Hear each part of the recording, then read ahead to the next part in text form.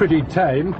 Spending the evening with a grey-beard professor isn't my idea of fun. Yeah, anyway, what's an Englishman like him doing living here? Just wait till you meet him, Giles. You'll find him capital company. Here's a fund of stories. You said you wanted me to show you the real Paris? Well, no one knows it better than Hector Porteus. As to why he lives here, well, he likes Paris. And Paris likes him. He's probably the finest anatomist in Europe. The university was lucky to get hold of him. Well, all right. You've always got your own way ever since we were children. All I ask is that we go on to somewhere interesting afterwards. Oh. Damn it, Philip. I've been stuck with the army in South Africa for 3 years, surrounded by ignorant Kaffirs and stubborn Boers. Now, do you know what kept me going amidst the heat and dust and flies on the veldt? It was the thought of having a really good time in Paris with my old friend and cousin, Phillip Delamain. And by good time, I mean what every red-blooded Englishman means. Wine, woman, and song. Yes, well, I just thought you might like a change this evening. Something different? You'll like old Porteus, I promise you. His anatomy lectures at the Sorbonne were always hilarious. Hilarious and sometimes sinister. Sinister? Yeah. He was for many years a police advisor on forensic medicine. Some of the tales he'd tell, well... Anyway, you'll get a good dinner out of it. Le Grand Vefour is one of the best restaurants in Paris, and that means one of the best in the world. Yeah. You know what I think about Frenchified food? You just be on your best behaviour. Right, here we are. Merci, monsieur. Non, tenez, ça va. Merci, monsieur. After you, Giles. Bonjour, monsieur. Vous avez une réservation? Oui, Captain Danvers et Dr. Delamain. Nous avons rendez-vous avec le professeur Porteus. Ah, bien entendu. Monsieur le professeur est déjà ici. Ah. Suivez-moi, s'il vous plaît. Oui, merci. Philip, how wonderful to see you again. Oh, I was so pleased to receive your letter. Professor, how are you? Allow me to present my cousin, Captain Giles Danvers, of Her Majesty's 4th Dragoon Guards. Enchanté, Captain Danvers. How do you do, sir? Well, sit down, sit down. Tell me your news, Philip. How many patients have you killed since you qualified? Not nearly as many as I would if I'd followed your recommendation to become a surgeon. Well, I always told you were a professional licensed murderer.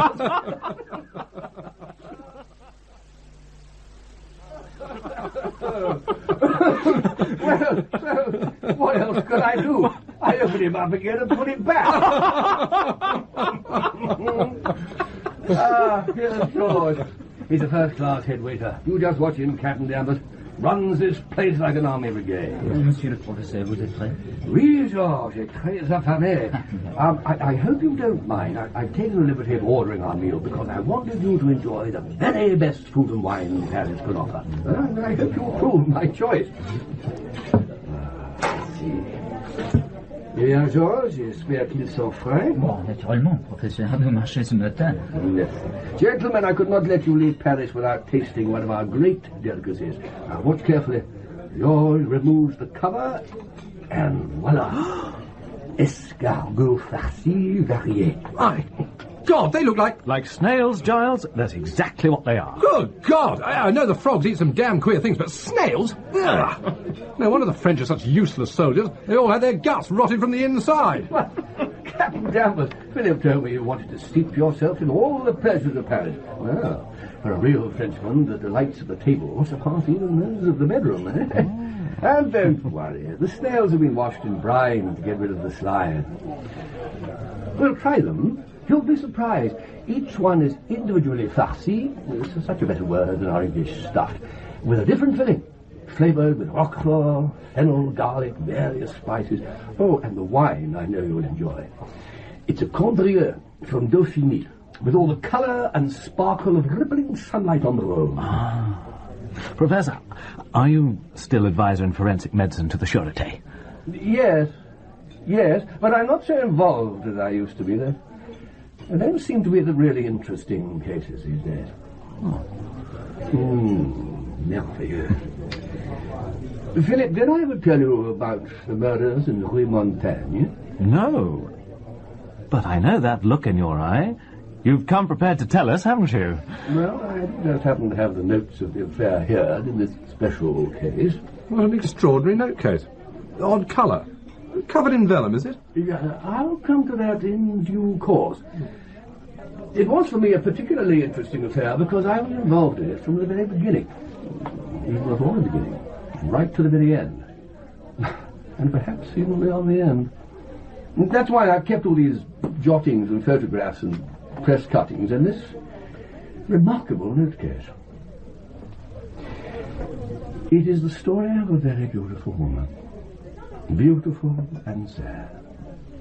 Now picture to yourself, gentlemen, a lady just past her first youth, but now possessing that hauteur, that self-assurance of manner that most men find quite irresistible. A woman of slender build, with green eyes and glistening gold hair, immaculately coiffed. A woman whose defiant tilt of the head and penetrating gaze mark her as a creature of spirit who has triumphed over many of life's little sadnesses. Well, you could see in your mind's eye such a woman. Then you see Regine de Monti. That day in March 1887, when I observed her phaeton rushing along the Bois de Boulogne, I knew it was her, long before I was close enough to distinguish the face beneath her veil. A single lady, elegant, her carriage open despite the bitter cold, driving with such speed, style, grace. Oh, it could only be she. I doffed my hat. Instead of passing, Madame de Monti reined in suddenly. Dr. Porteus? At your service, madame. Are you on your way to a patient? It is only my own health that brings me to the Bois today. Then you shall spend a moment or two with someone who needs your ministrations. Come up into the carriage and sit with me a while. When beauty commands, age must obey. This is very kind. Here, the rug for your legs. Oh, thank you. Now, what's this about needing my humble services? I fear I shall diagnose hypochondria. I never saw you looking more radiant, madame. Up.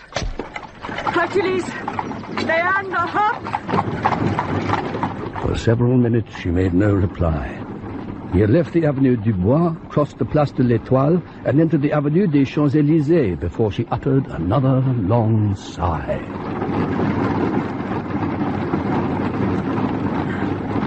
Oh, Dr. Porteus, I am so unhappy I wish I were dead. My poor child, what's the matter? I cannot. But yes, I must tell someone. My dear friend, I can trust your discretion. Of course. 3 weeks ago, my lover, Paul Saint-Genier, left me to get married. Oh, that is very sad. But to wish for death? Ah, no. But I loved him passionately. I still do. He's the only one I care for. Oh, Dr. Porteus, what am I to do? Oh, why distract yourself? You have other men. Only 2 that matter. Young Renier, he is sweet. He pays for the apartment. And your friend Lagrange. What? Old Pascal? The lucky old goat. He is kind and understanding. He gives me 1,000 francs a month. There are 2 or 3 more, but they are just business. Are you saying that this Madame de Montier was a common... My friend, whatever Regine de Monti was, she was not common. Ah, but I must pause. Here's our next course. Now, this is a light dish of goose livers and cep, but that is wild mushrooms, and a piquant salad. And we shall have with it a fresh little wine from Anjou. Merci, Georges. Where was I? Ah, yes, Madame de Monti. Well, her origins were humble, certainly. The daughter of a small-town official, seduced at 17 by a local farmer who discarded her after a year. Disowned by her family, she made a living with the only gift nature had bestowed generously upon her, her beauty. Little Regine passed from man to man, but never did she give herself dishonorably. She chose her friends with care. One of her liaisons was with a certain Chevalier de Monti. She took his name and kept it after the affair had ended. She managed to avoid getting herself pregnant. Well, such ladies are well versed in various stratagems. But certainly, when she arrived in Paris, some 3 years before the events I'm describing, she had with her a maid, Annette Rémeret, and a little girl of 5 years, Marie. The child was supposed to be Annette, the result of an affair with a coachman, but... Captain Danvers, you're not enjoying your foie d'huile? The damn things are raw. No. They're marinated in wine and herbs and then sautéed ever so lightly in oil with the mushrooms. But you must not probe it so delicately with your knife. We're not in the operating theatre. Look, my friend, like this. A little liver, a little mushroom on the fork, and some crisp endive. Rub it well in the oil, and voila. Super. And that's the way to appreciate all the textures and flavours. You try it. That's right. You know, Philip, this is a favourite dish of old Lamartine, the professor of obstetrics. He says it gives him a sensation which must be like eating newborn babies. Giles, my poor chap. You need a good thump on the back. Oh, that's enough. Sorry. Must have gone down the wrong way. Drink some more wine. Georges? Monsieur? Encore une bouteille de saumure? Oui, monsieur. To go back to your story, Professor, this distressed woman, I suppose she wanted you to prescribe opium or morphine. No, it's what I suspected, of course, but she was adamant in rejecting any such idea. Drugs. I have no use for them. Absinthe, occasionally. Or some other distraction. What distraction? Why, anything new, different, diverting. The nights are the worst time after my regular lovers have gone. What if I'd met some strange man or even woman to help me endure the dark hours? Well, this is folly, my dear child. You must know the risks you run. Thieves, violent men. You've heard about these terrible murders of the last few months. 4 women brutally done to death. Risk? But that puts interest, excitement back into life. Hercules, Leander, Madame, you'll have us over. Please, if you care nothing for your own life, I implore you, think of mine. Oh, I'm obliged.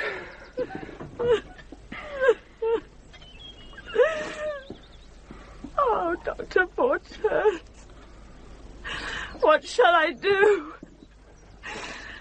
I'm so rich. There, my poor child. Here, dry your eyes. I'll tell you what your old friend Hector prescribes. A rest. Change of air. Go to Cannes or Nice or Monte Carlo for a few weeks. If you need something to help you sleep, I'll give you a prescription for some bromide of laudanum. I suppose you are right. Perhaps I will take a little holiday. No drugs. At least, not for the present. But please, will you come and see me at the weekend? Saturday afternoon? With the greatest of pleasure. Oh, thank you so much. Oh, I feel better already. Just talking to you is a cure in itself. Now, let me drive you home. No, thank you. No, it's not far, and the walk, is good for the circulation. Au revoir, madame. Until Saturday, dear Dr. Porteus. Hercules, Leander, Huck! Poor woman. Poor indeed. Not materially, of course. In fact, she was very prosperous. Her admirers showered her with gifts. She had some splendid jewellery. And she was very careful with money. But she had come to a point in life where she felt she had nothing. No one she really loved, no close friends, nothing to dedicate her life to. Very sad. Well, here's Georges with something special for us. Merci, Georges. You are a fisherman? Captain Danvers? Yes, I do a bit on the family's place in Gloucestershire and sometimes with friends in Scotland. Well, here's a dish you'll really enjoy. Truite au vin d'Arbois. The trout is cooked in a vin rosé from Franche-Comté and served with a rich cream sauce. And to accompany it, a fine Montrachet, indubitably the best white wine in the world. The fish looks excellent. It smells quite delicious. Don't you think so, Giles? Yeah, if you like fancy food. For me, a trout is a trout. I like to see what I'm eating. I don't care for these effeminate sauces. But, Captain Danvers, surely you Professor, Professor, tell us what happened the next time you saw Madame de Monti. Ah, alas, I never saw her again. At least, not alive. 3 days after our meeting in the Bois, I was roughly awakened by my manservant. Professor! Professor! Whatever is it, Pierre? What's the matter? You must get dressed quickly, Professor. The police are here. I was, of course, quite used to being summoned urgently by the police to examine the bodies of people who have died in suspicious circumstances. Wretches fished out of the Seine, footpad victims, that sort of thing. So I was soon ready and went with the gendarme who had been sent by cab to fetch me. Only when the driver turned into the Rue Montaigne and stopped outside number 17 was I filled with a terrible foreboding. It was the building where Régine de Monti had her apartment. We pushed through the little crowd and climbed to the second floor. At the door of the flat, I was met by Inspector Tailleur of the Sûreté. Morning, Porteus. Afraid it's a very nasty one. Same pattern as the other 4 women, but... well, come and see. Nasty was hardly the word for it. At the far end of the narrow passageway, by the door of Régine de Monti's bedroom, lay a woman's crumpled body. Blood spattered the walls and lay in a large congealed pool on the green carpet. The poor creature was wearing a petticoat. Her nightcap lay on the floor beside her. I knelt by the corpse. Well, Professor, what can you tell us? This is Annette Grémeray, the maid. You knew her? Madame de Monti is a patient of mine. Was a patient. She, too? I'm afraid so. You'll see in a moment. For the present, we're concerned with the manner of Mademoiselle Grémeray's death. Very well. Help me to turn her onto her back, will you? That's right. Ah, now we can see the fatal wound there across the throat. Very clean cut. Note the expression on the face. It's perfectly tranquil to me. Precisely. No bulging eyes, no opening of the mouth to scream, no contortion of the features. The poor woman was taken completely by surprise. From the position of the cut, I'd say she was expertly dispatched. Hair grabbed from behind with the left hand, throat slit with the other. Identical to the Agathon and Stein murders. There are slashes here on the shoulders. Yes, but these were made after the fatal blow. I mean, he must have been agitated, excited to inflict these unnecessary wounds. Yet he had the presence of mind to dispatch his victim cleanly, clinically. I don't wonder he was keyed up. Come through here, Porteus, into the bedroom.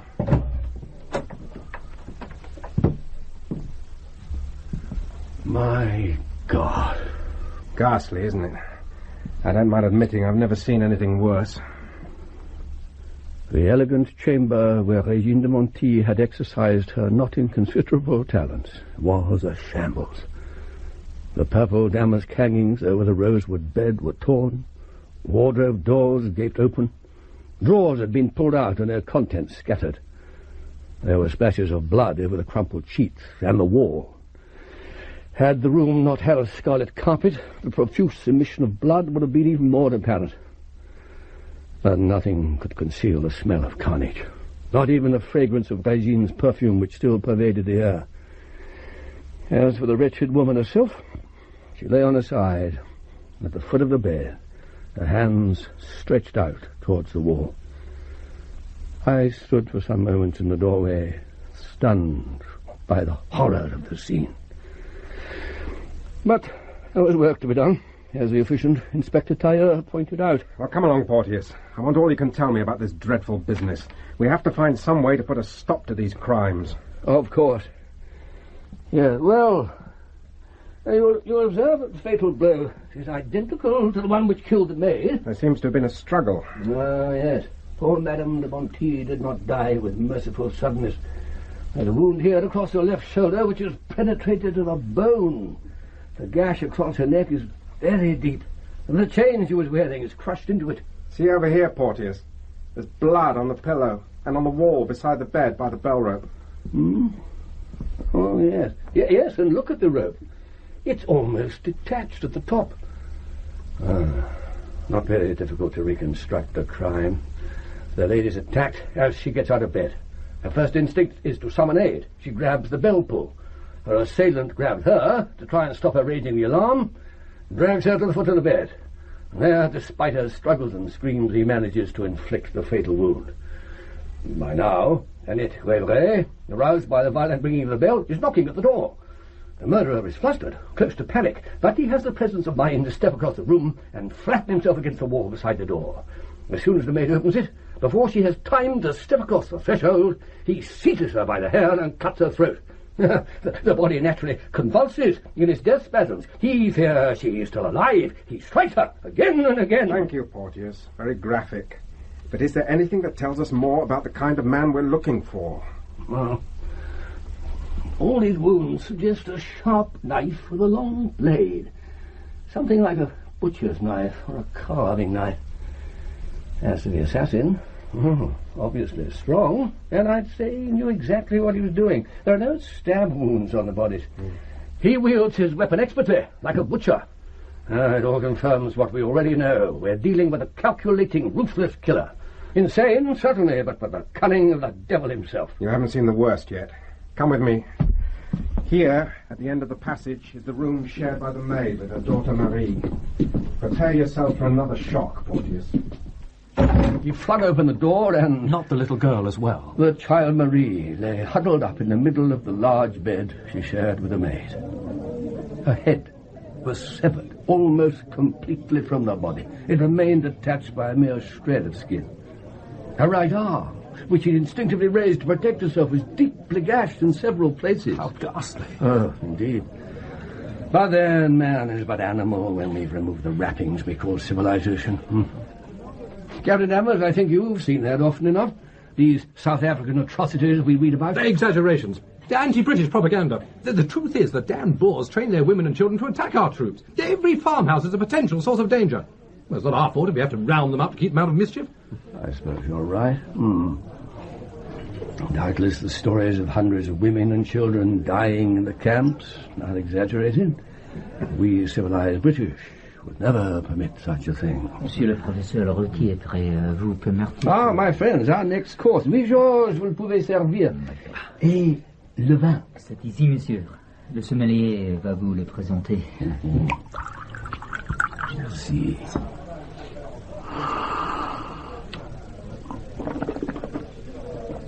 Oh, gentlemen, I have the great honor to present to you a king among wines. His Majesty Chateau Lafite 1864. Oh, there could be nothing finer to accompany our beef. Aha, beef, eh? Yes, bœuf rôti à la Baudelaise. It is marinated in wine, oil, and herbs, and served with reduced juices and marinade as a sauce. But while George is carving, I thought you'd be interested to see the police photographs taken at the scene of the murder. This is what we found in Madame de Monti's bedroom. And here's poor little Marie. Even at a distance, you can see the head lying quite unnaturally in relation to the body. Ah, and here's a close-up photograph, which is really very good. It'll interest you especially, Philip. You see there, the spinal vertebrae completely severed. Yes. Captain Danvers, please let George help you to more meat than that. The roasting chef here is the best in Paris. I mean, just look at this loin, crisp on the outside, but at the centre, bright pink and still moist with blood. Thank you. I have enough. Oh, no, I insist. Georges, plus de viande pour monsieur. Remarkable photographs. These modern techniques must be a great help in police work. But you say that this was part of a series of murders? Yes. 4 other women had been butchered in exactly the same way over the previous 18 months. 3 in Montmartre, and 1 in a street close to the Rue de Montaigne. All prostitutes? All unfortunate women of the same calling as poor Regine. Whatever you may think of that calling, they had as much right to life as the Queen at Windsor.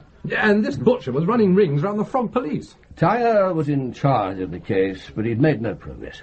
A fact which the ever-vigilant press were not slow to point out. I have some cuttings here. This is typical. It's from Le Figaro. Since the summer of 1885, 4 women of the same class as Regine de Monty have been murdered. Marie Fellerath, Maria Juin, Hélène Stein, and Marie Agouton. No trace of the assassin has been found by the incompetent Monsieur Tyre. The police have the audacity to charge the press with hindering their investigations. It would be better if they devoted their energies to tracking down the criminal. Only when he is behind bars will women feel safe on the streets of the capital. Poor Tyre, he didn't deserve that. I mean, there was no better man on the force. Patient, thorough. But unfortunately, he was under constant pressure from his superiors and the press for a quick result. I should jolly well think so. Well, anyway, while I was examining the bodies in greater detail, he and his 2 assistants went through the apartment with a fine-tooth comb. After about half an hour, Tyre came to the maid's room where I was working. Porteus, it would not be possible, I imagine, for the murderer to avoid bloodstains on his clothing. Oh, quite impossible. The severed arteries and blood had sprayed all over the place. As I thought. So if the crime was premeditated, he would take his clothes off. If he'd been admitted here for the normal purpose, it would be remarkable if he'd kept his clothes on for very long. Quite so. But he would take care to place them out of the way, behind a window curtain, for instance. That would certainly be prudent. You found some clue? I'm not sure. The man clearly wandered around naked, taking what he could find. There are bloody footprints in the drawing room, fingerprints all over the safe. The state of the bathroom shows that he cleaned himself thoroughly before leaving. Behind the curtain in the bedroom, we discovered this belt. As you see, it has a name printed on the back. Gaston Geisler. Then your murderer seems to have left his calling card. 2 calling cards. Under Madame de Monty's body, we found this man's cuff. It has the cufflink still in it. A monographed cufflink. And the initials are GG? Yes. Oh, then, Inspector, you're in luck. Your man's been doubly careless. Possibly. But how did the cuff get under the body? Are we to imagine the murderer performing his terrible deeds stark naked, except for one cuff, which then falls off without him noticing? Excuse me, Inspector. Well, am I? What is it? Something you ought to see, sir. A letter. It was on the floor behind the dressing table. Thank you, Lemoine. When you're finished in the bedroom, I want you to collect everyone who was in the building last night and start taking statements. You can use the concierge's apartment. Sir. Now then, what have we got here? My dear Regine, I have just arrived from Nancy, the portrait... Well, Porteus, it seems we now have 3 calling cards. Listen to this. My dear Regine, I have just returned from Nancy. The portrait is ready. I've put the finishing touches to the dress. I have paid out the 500 francs you lent me. That brute of a tradesman was annoying me, so thank you for your kindness. I will come to you tomorrow. Till then, my one hope, I kiss you where my burning lips bring you your one delight. Gaston. P.S. Be sure to destroy this as you always do. There's an address on the letter. No. Oh, pity. Your murderer seems to have done everything to invite arrest except tell you where to find him. He doesn't sound much like the cool, calculating monster we envisaged, does he? Even the cleverest criminal makes mistakes, as you know, my friend. At last you have a real lead. It's an important breakthrough. Odd, isn't it? 4 separate murders and no trace of a clue. Now suddenly the place is littered with evidence. I'm beginning to get a feel for this man. I think he's playing with us. But you cannot ignore Monsieur Geisler. No, that's the devil of it.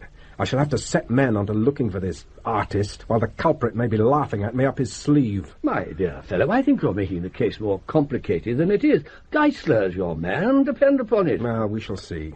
For the moment, I prefer to keep an open mind. Inspector Tyre was a very experienced investigator. That sounds like a bit of an idiot to me.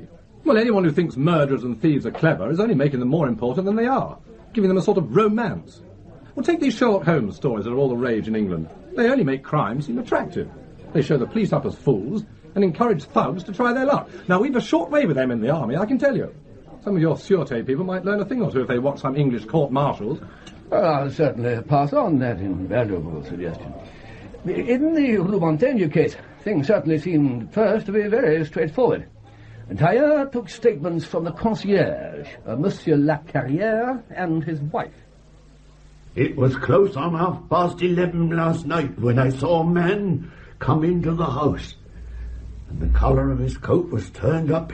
He wore a top hat. He looked quite respectable. As he passed my lodge, he called out, Madame de Monty, without asking for the number of her flat. He wore a grey scarf, or muffler, and the man was slim. He had a black moustache. I knew something like this was happening. I knew it. After that nice Vicomtesse Eugenie went away, she took to drinking absinthe and began accepting men she knew nothing about. Poor Madame. No. And the little girl is such an age. Madame, collect yourself. Did you see the man who came last night? Yes. When he passed the lodge and called out her name. Well, what did he look like? Oh, a gentleman. Or so he seemed. He'd called on Madame de Monty before, but I didn't know his name. Come, Madame, this is little help to us. Can you tell us no more? But was he tall, short, thin, fat, fair, dark? Oh, short, certainly. Short and thin. Skinny, almost. He looked as though we could use a good meal. And his hair was brown, yes, definitely brown. And no one else visited the apartment last night? No, monsieur. The door is locked at 11 o'clock. No one can come or go after that, without my knowledge. Did the police find this Geisler fellow? And did he match the concierge's description? Oh, poor Tailleur. What a merry dance this Geisler was to lead it. Within hours, the admirable superintendent had his men scouring the hotels and lodging houses of the city, and this bore fruit immediately. It took Tailleur to the Hotel Tailleur in the Rue Saint-Quentin.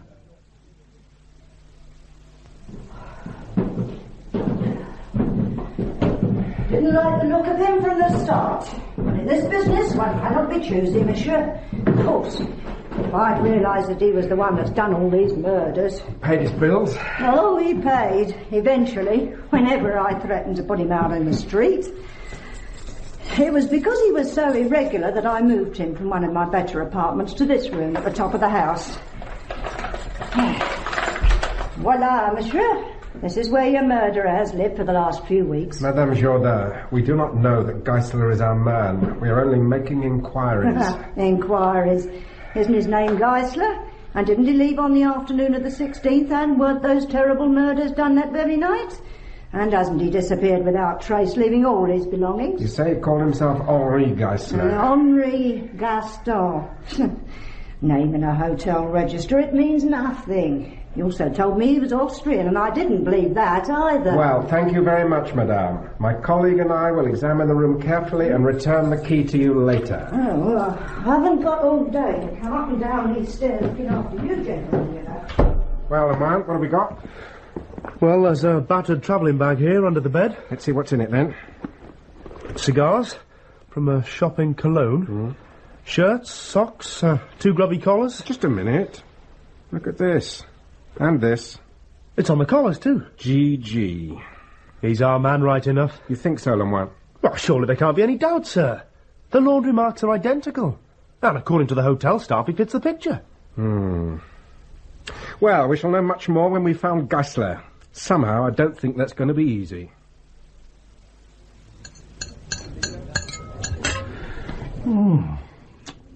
Have you ever tasted meat cooked to such perfection? I'd press you to more, but there are other delights to come. Georges! Professeur? Messieurs, tout va bien? Oh, naturellement, mon ami. Monsieur Charles est un véritable magicien. Et maintenant, apportez les entremets, s'il vous plaît. Tout de suite, monsieur. I ordered a selection of entremets.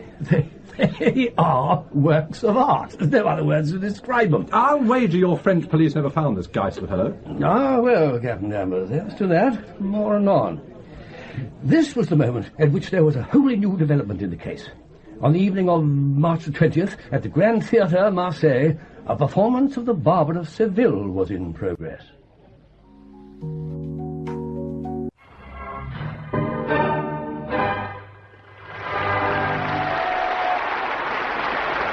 Its sole occupant was a young man in immaculate evening dress. He looked up with a start as the inspector addressed him.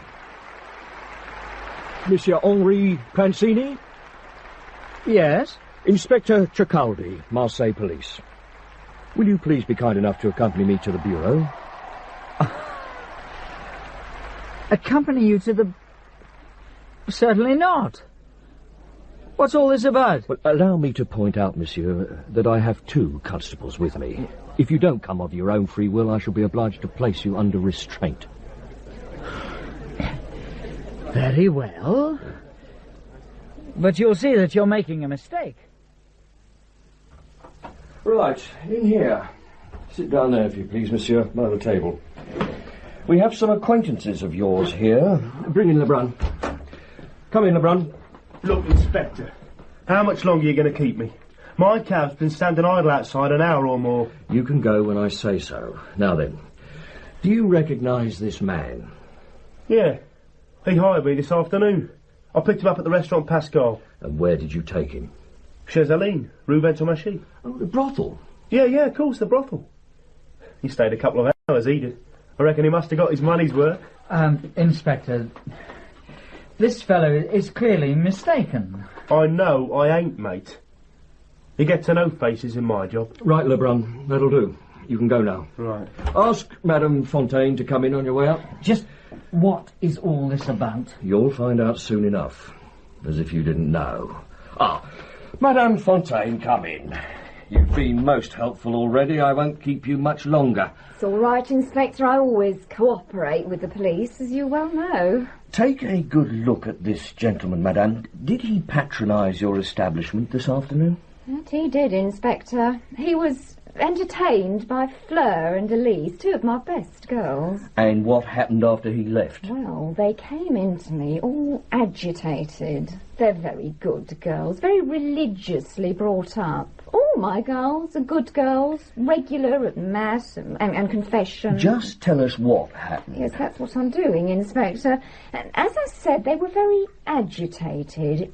It seems this gentleman had sold them some jewellery for a few francs. He said they were cheap gimcracks, but of course I could see as soon as they showed them to me that they were high-quality items. Do you identify the articles in this box as the valuables in question?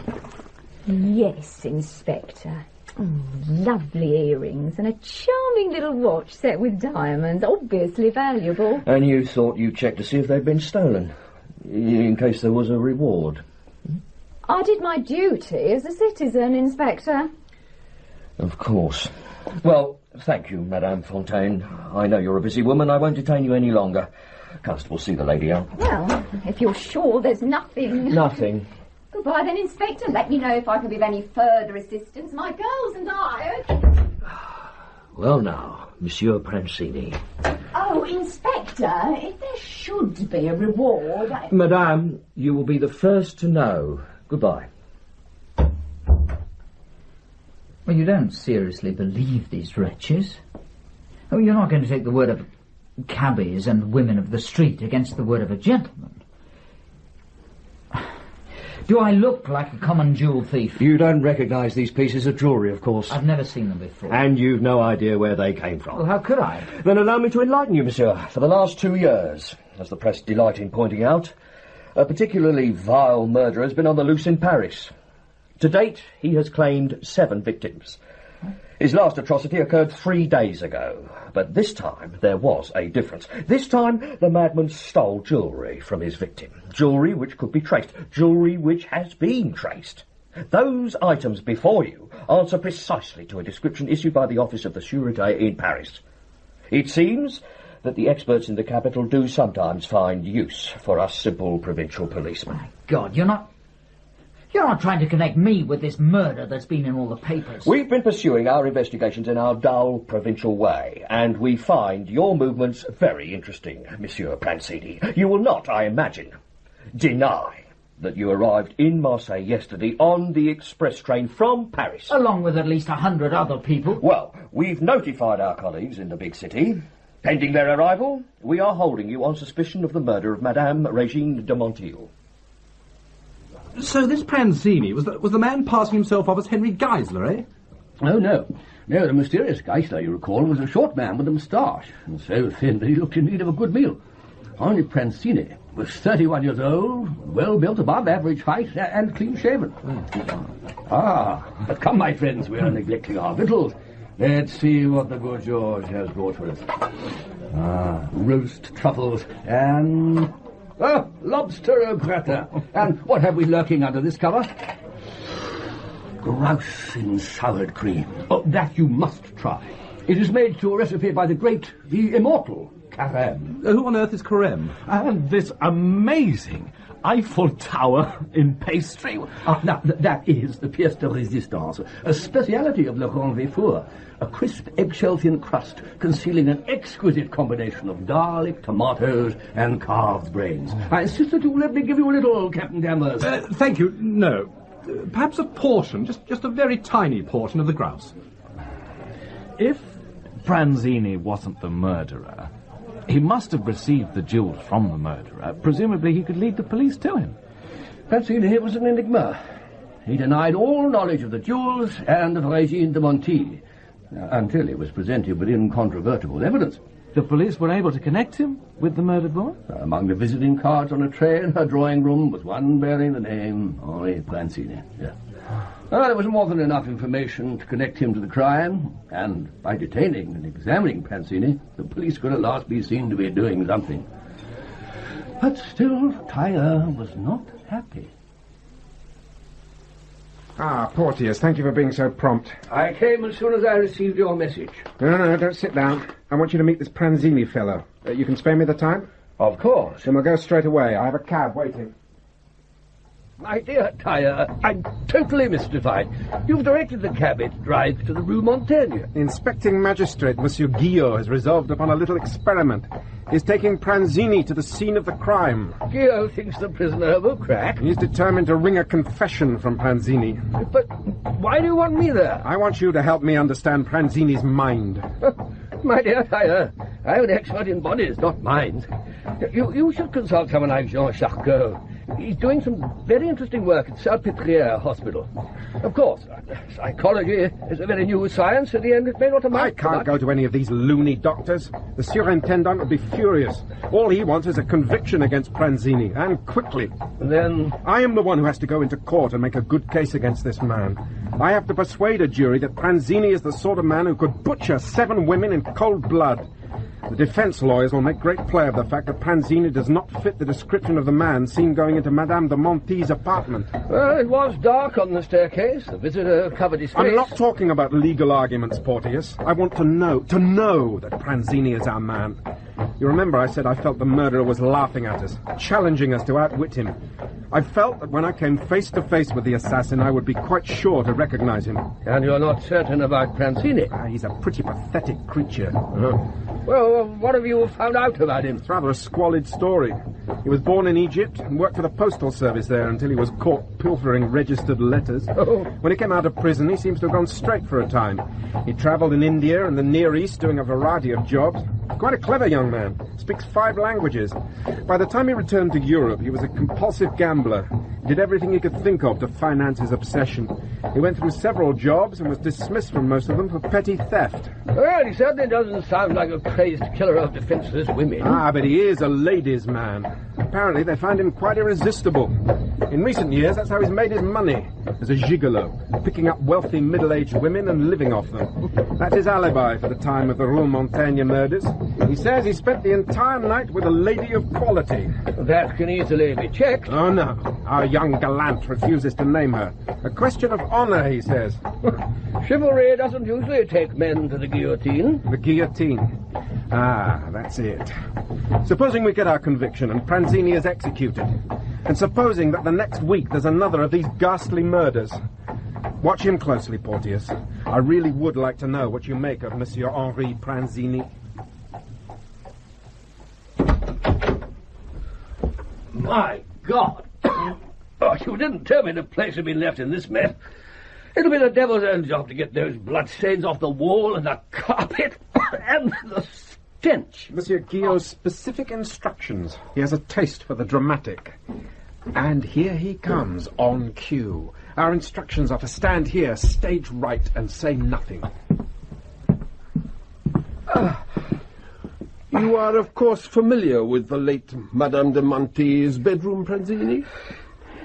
I have never been in here before. Look here at this blood-stained bed. Was this where you struck down Regine de Montilly? I have nothing to do with this business. And I swear it's the first time I've ever been in this room. Was it here that the woman fell? Was it from this table that you stole the jewels found in your possession in Marseille? I never had those jewels. They were almost seen in your hands.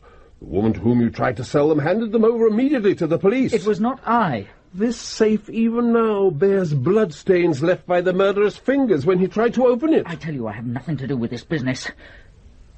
And I repeat, I have never been in this room. Ha! It was here on the threshold of this room that the maid was struck down as she was going to her mistress's aid.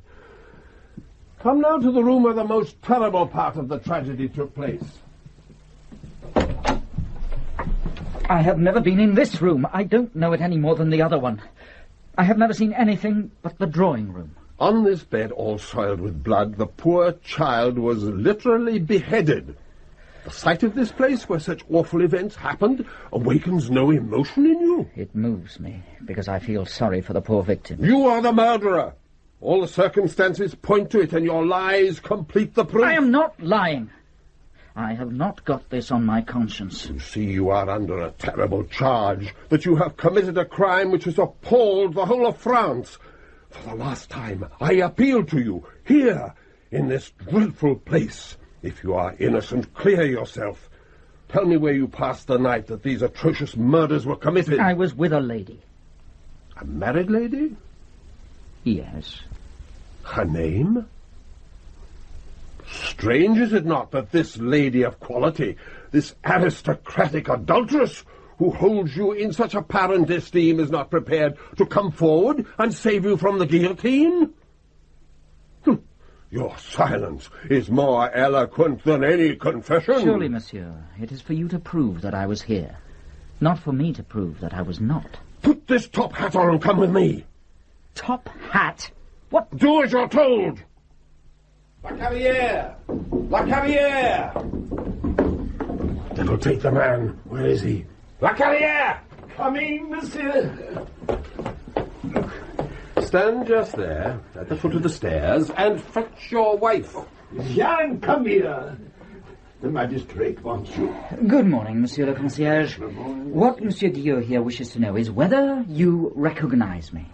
Was I here the night those unfortunate women were murdered? I'm not sure. I thought the man was smaller.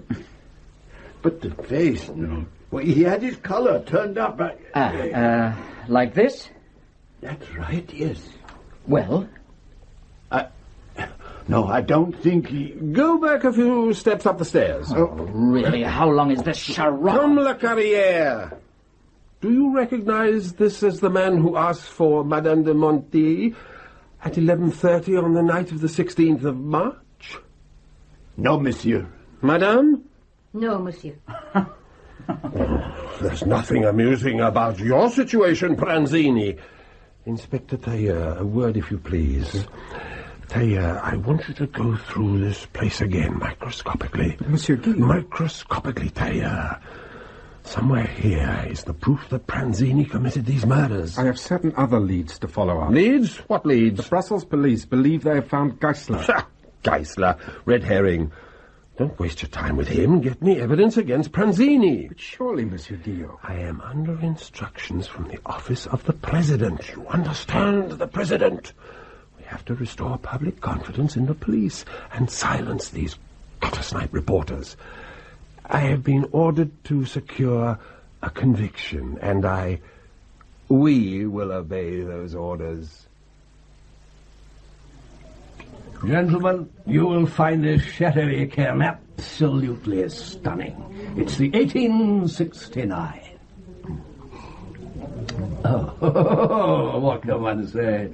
Honey and musk roses and liquid gold, eh? A perfect compliment for the final course of our modest repast. Now, let me see what we have. Omelette soufflé, charlotte russe au gingembre, pêche à la turque. Come on, Professor. Don't keep us in suspense. What did you make of this Pranzini? The fellow sounds like an absolute villain. He was obviously lying through his teeth. Well, half the population of France would have agreed with you, Captain. The other half saw Pansini as a romantic figure, a rogue, certainly, but a rogue with a sense of honour in matters of glamour. And you? Well, when I observed Henri Pansini that day, I thought to myself, here is a man who loves life. You know, he was manacled and surrounded by police. He'd been days in prison, interrogated several times. I couldn't agree with Tailleur that he was a pathetic creature. No, there was an animal vivacity about him. I could see why women were drawn to him. He seemed to regard his arrest as just another adventure in a life which had been full of adventures. Perhaps murder was just one more fascinating experience for him. Possibly. And yet, could a man who manifestly loved life deprive others of it so viciously? Anyway, the case against Pansini was far from conclusive. The hunt for fresh evidence was intensified, and Tailleur personally set out on the Geisler track. But I thought the inspector told you that, in his opinion, the Geisler evidence had only been planted by the real murderer. Yeah, that's true. But I think that as the days passed, Tailleur became more and more convinced of Pansini's innocence. He hoped that the mysterious G.G. would cast some clear light on the case. So, Geisler became for him a sort of holy grail. And almost as elusive, he kept popping up and vanishing again all over the place. A report from the Belgian police that Geisler had been seen in Brussels, and the indefatigable Tailleur was off, hot foot. Monsieur l'Inspector, we're desolate. Our man's disappeared. However, our colleagues in Antwerp think they've located your man. Your name is Gaston Geisler? Oui, monsieur. Would you mind telling me where you were on 16th of March last? Right here, monsieur, in my shop, where I have been every day for the last 20 years. You have witnesses to that effect? But of course, monsieur. My wife, my children, my customers, my neighbors, they... On to Cologne to speak with the shopkeeper who provided the cigars found in Geisler's bag. No help there. Doggedly, Tailleur travelled to Breslau, where Geisler's shirts had been manufactured. There, patience was rewarded. Yes. Here we are. These were sold to a Frau Gutentag. You have the address? Oh, nein, Herr Inspector. It was only a small order. Have you a town directory? Certainly. Right here. Good folk. Good man. Guten Tag. Well, there are pages of them. It's a common name, Herr Inspector.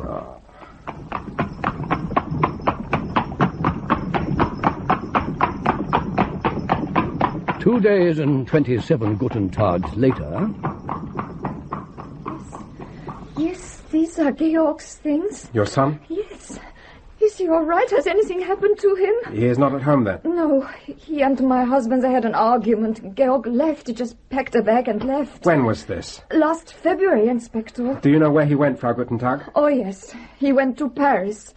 But surely you know all this, Inspector. Why should I know it, madame? Because your police arrested him. He is in a Paris prison. Prison? Yes, I have a letter from him here. See the address for yourself. Cell 81, 1st Division, Mazas Prison, Paris. Oh, that must have shown the French police up for the dolts they are, scouring Europe for a murderer who's under their very noses. Oh, yes, the newspapers were merciless, as you would imagine. Still, they had got their murderer. Monsieur Guillaume did not think so. He examined Guten Tag himself and discovered that the young man had stayed in the Hotel Cailleur. He had used the assumed name Henri Geisler. He had left the hotel without paying on the 16th of March, and he had no alibi.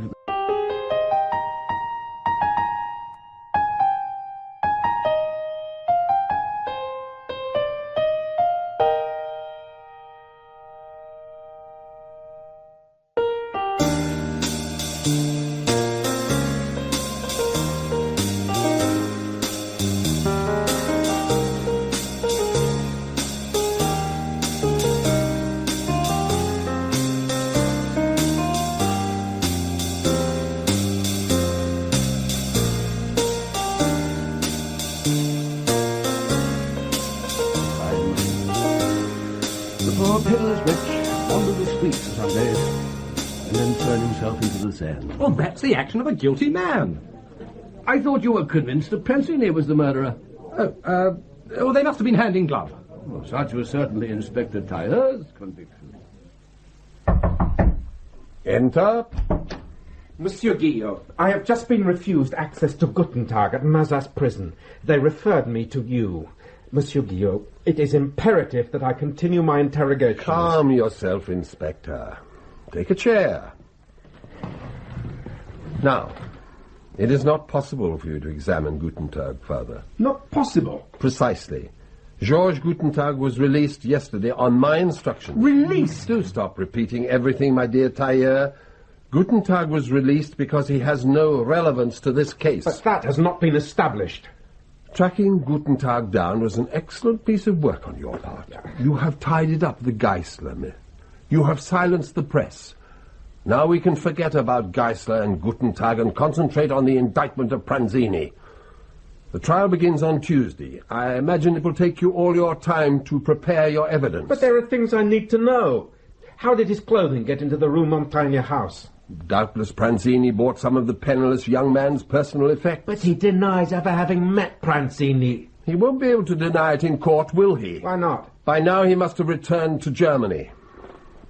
How beautiful the gardens are looking this year. I often stand here in this window and look at them. They have a very calming effect. The defense lawyers will have a very difficult job to track him down. And even if they do, he is not obliged to return to Paris to give evidence. So that's why you were in such a hurry to release Gutentag. My God, to think I once respected you. Tailleur, you are an excellent detective. You do your job and leave me to do mine. I thought we were both concerned to discover the truth. Do you know, I really think the roses are out earlier this year. So there you have it, my friends. Those are the basic facts in the case of the murders in the Rue Montaigne. How say you? Was only Pranzini guilty or not guilty? Well, he was obviously a thoroughly bad lot. The world would be well rid of his sort. Mm-hmm. Shoot first and ask questions afterwards, eh? What do you think, Philip? Well, the police case was obviously weak. I imagine everything must have hinged on how the lawyers presented the evidence at the trial. Ah, yes, the trial. Here, in this interesting note case, are the press accounts of the court proceedings. You see how voluminous they are. The trial spread over 5 days. 5 days in a stuffy courtroom at the height of summer. Public and press crammed into every available seat. Everyone straining to hear the evidence. Participants in the drama that will decide the death or life of a fellow human being. Evidence is set up and knocked down. Arguments flaunt themselves and clash like knights at a tourney. Witnesses come and go. But the man everyone is waiting to see is the prisoner, the enigmatic Henri Pranzini. Not until the afternoon of the third day is he placed in the witness box by his counsel, Maître Demange. Monsieur Pranzini, I will not trouble you with the alleged weapon which the police have been unable to produce in evidence, or the absence of an alibi which the prosecution set so much store by. The trivia I have already disposed of. What I would like you to do is to tell the court, in your own words, how you knew Madame de Montijo and when you saw her last. I met Madame de Montijo at a soirée given by a mutual friend some 3 weeks before her unfortunate death. We talked a great deal.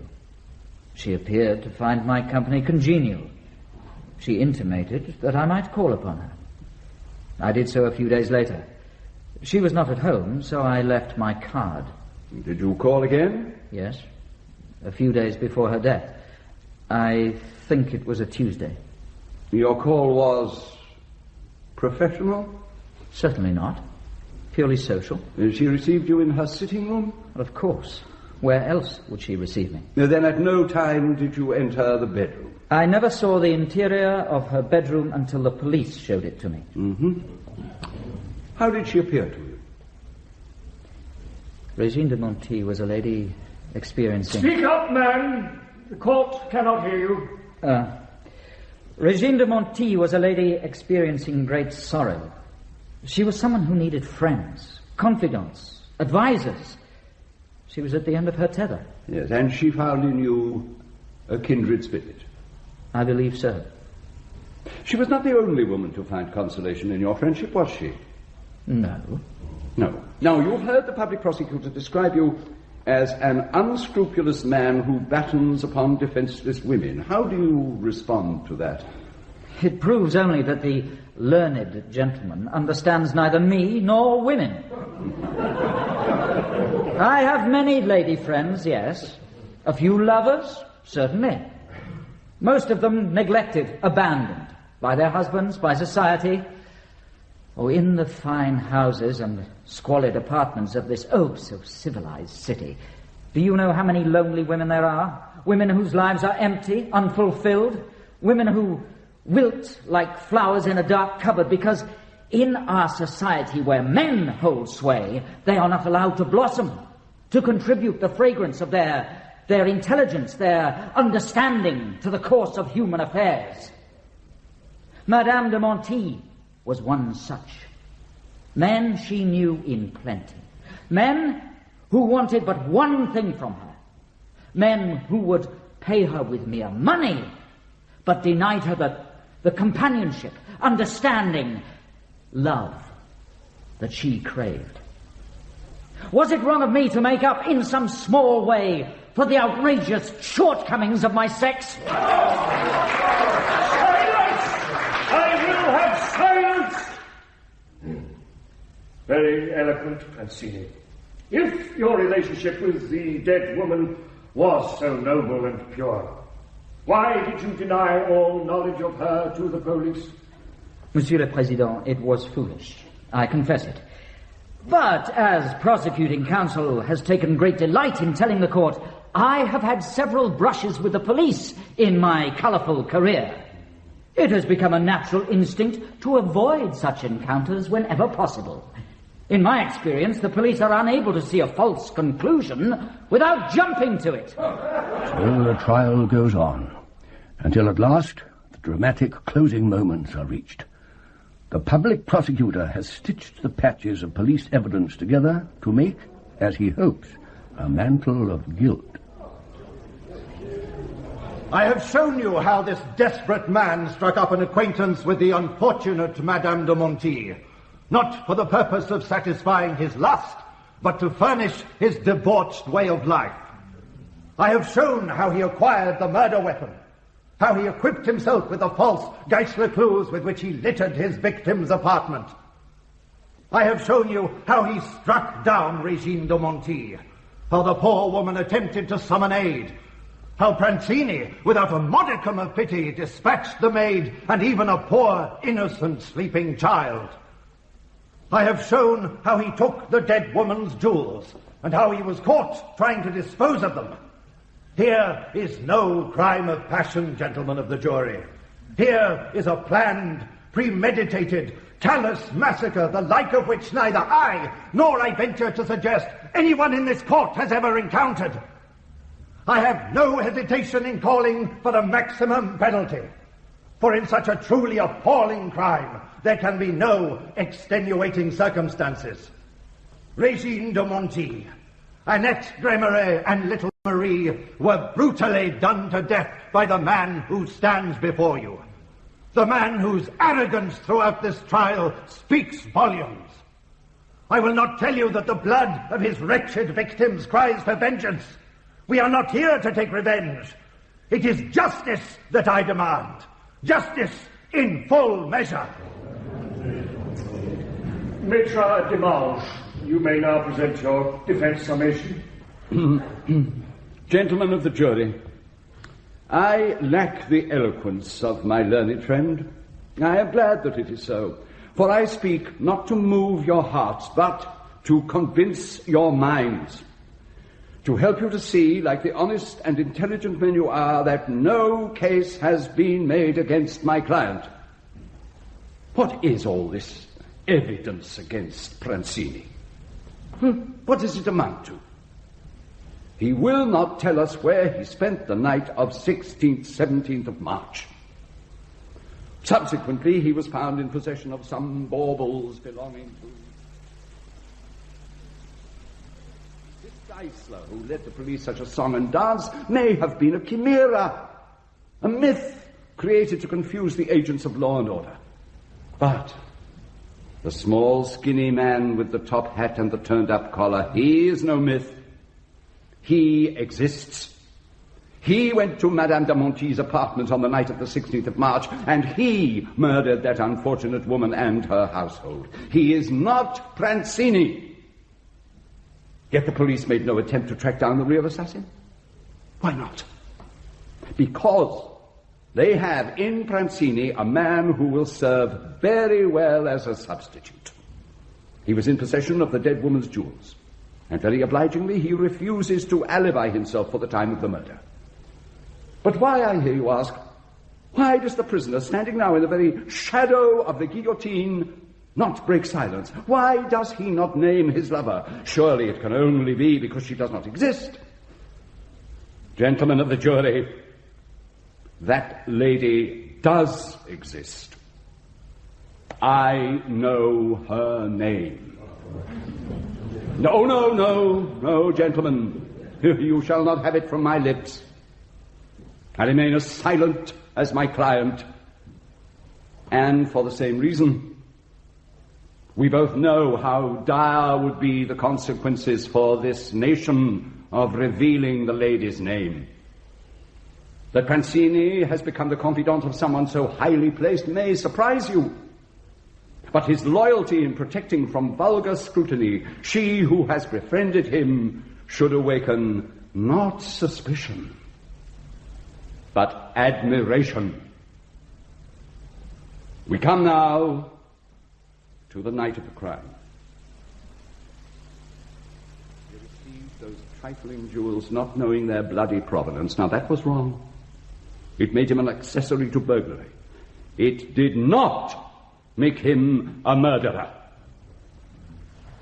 Now, Prancini's last words to me this morning were, plead for death or liberty. He wants life with its joys. Life with gambling and women. No halfway verdict which would confine him to a prison cell will satisfy him. Nor will it satisfy justice. The public prosecutor says, I want your head. Prancini replies, I want my liberty. Gentlemen of the jury, upon you falls the solemn responsibility of deciding which plea to grant. Rise to the level of your duty.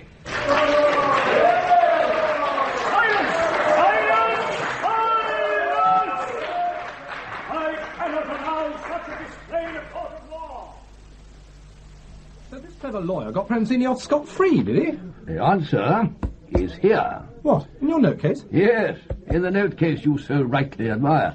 Please take it. Examine it closely. Philip, a little more of this splendid EPM. Did Prancini get off? One newspaper reporter at the time wrote, a jury of women would have acquitted him, a jury of eunuchs would have recommended boiling oil. Unfortunately, Prancini was tried by 12 men. They brought in a verdict of guilty? Yes, and a very controversial verdict it was. Did it put a stop to the murders? The wave of killings in Paris stopped abruptly. Well, there you are, then. I wonder. Henri Prancini was executed on the 31st of August, 1887. Exactly 1 year later, on the 31st of August 1888, Mary Nichols was hacked to pieces in the Whitechapel district of London. The first Jack the Ripper murder? Just so. Good God. You don't think? It could be coincidence, of course, but consider all the similarities. Both men are the same mental type. My friends who specialize in these things call them psychopaths, I believe. Both attack prostitutes. Both use knives with almost surgical skillfulness, and both delight to run rings round the police. But what about the jewels Prancini handled? Well, if the murderer could devise the false Geisler trail, he could just as easily plant the stolen jewellery on Prancini. It may have been just another diversion. Tailleur always felt that the assassin was playing a game with him. But, thanks to Prancini's altogether unexpected behaviour, it all turns out even better than the murderer could have hoped. With someone else actually condemned, it's obviously wise for the man to lie low for a while. But his craving cannot be indefinitely held in check. He must kill again. But Paris, France, is too dangerous a place to resume his activities, so he strikes in Whitechapel. And on the anniversary of Prancini's death, as much as to say, I'm back. I made idiots of the Sûreté, and I can make idiots of the London police. So an innocent man may have been sent to the guillotine. Who knows?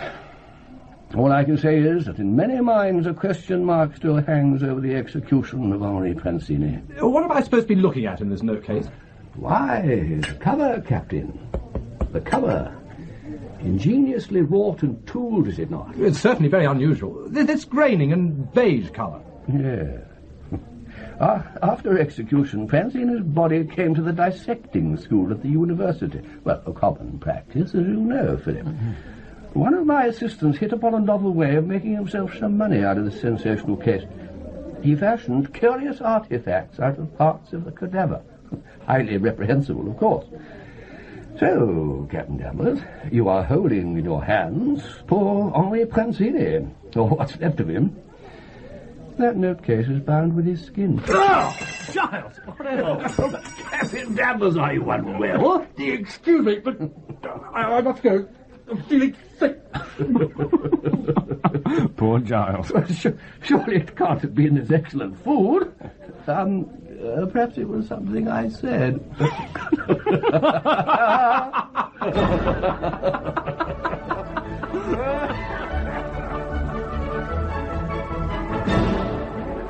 Gentleman, Murder is Served was written by Derek Wilson. Hector Porteus was played by Peter Jeffrey, and Inspector Tailleur by Christopher Ettridge. Giles Danvers was Cornelius Garrett, and Phillip Delamain was Graham Pountney. Regine de Monteuil was played by Barbara Kellerman, and Georges the Waiter and Henri Prancini were Christian Rodska. Madame La Carrière was Peggy Ann Wood, Monsieur La Carrière, Henley Goodall, Monsieur Guillot was Jack Watson, and the Maître d'Aimance was John Moffat. Inspector Tricaldi was Philip Manicum, the prosecutor Stephen Lyons, Madame Jordan, Joe Anderson, Lemoyne, Dominic Rickards, and Madame Fontaine was Joanna Mackey. Other parts were played by members of the cast,